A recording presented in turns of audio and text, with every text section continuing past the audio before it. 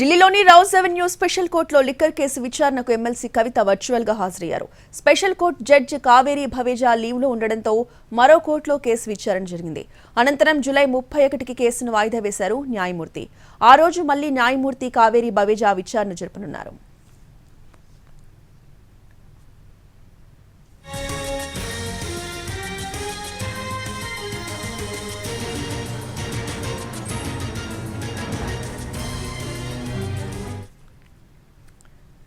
ఢిల్లీలోని Rouse Avenue special కోర్టులో liquor case విచారణకు ఎమ్మెల్సీ కవిత వర్చువల్ గా హాజరయ్యారు.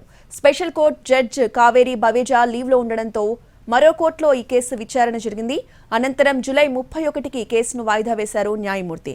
ఆ రోజు మళ్లీ న్యాయమూర్తి కావేరి భవేజా విచారణ జరపనున్నారు.